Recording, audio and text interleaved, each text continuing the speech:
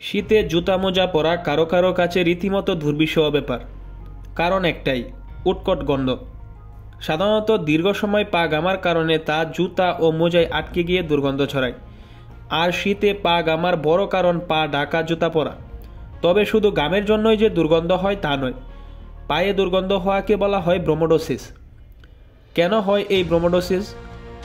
পায়ের পাতায় গর্মগ্রন্থি বেশি থাকে। তাছাড়া অনেকের হাইপার হাইড্রোসিসের সমস্যা থাকে। বংশগত কারণ বা হরমোনজনিত পরিবর্তনেও বেশি গাম হতে পারে। পায়ে দুর্গন্ধের জন্য নানা রকম জীবাণু দায়ী, যেমন কিটোকক্কাস সেডেন্টেরিয়াস নামের ব্যাকটেরিয়া ঘামের মধ্যে সালফিউরিক যৌগ তৈরি করে। এতে পচা ডিমের মতো গন্ধ বের হতে পারে। সিনথেটিক মোজায় দুর্গন্ধ বাড়ে, কারণ এতে বাতাস চলাচল করতে পারে না। গাম শোষণেও অকার্যকর। কৃত্রিম চামড়ার জুতা পরলে দুর্গন্ধ হওয়ার আশঙ্কা বাড়ে। যেসব নিয়ম মানবেন: পা ও জুতা মোজা শুকনা রাখার চেষ্টা করুন, এতে ব্যাকটেরিয়া ও ছত্রাকের সংক্রমণ কমবে। অ্যালকোহল ওয়াইপস দিয়ে পা পরিষ্কার করুন। সিনথেটিক ও প্লাস্টিকের জুতা এড়িয়ে চলুন। কৃত্রিম সুতার মোজাও এড়িয়ে চলুন। রাতে শোয়ার আগে গরম পানিতে অল্প মধু আর গোলাপ জল মিশিয়ে কিছুক্ষণ পা ডুবিয়ে রাখুন।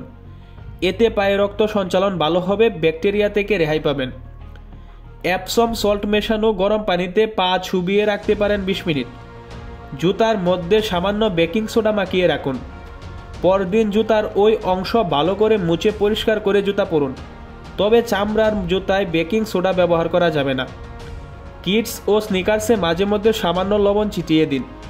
এক টুকরা কাপড় বা তুলা লবঙ্গ তেলে ভিজিয়ে জুতার মধ্যে রেখে দিন। ফুটন্ত পানিতে টি ব্যাগ ফেলে রাখুন 2 মিনিট। টি ব্যাগ ঠান্ডা হলে জুতার মধ্যে রেখে দিন। 1 ঘন্টা পর ওই টি ব্যাগ সরিয়ে জুতার ভেতরের অংশ ভালো করে মুছে নিন, এতে গন্ধ থাকবে না।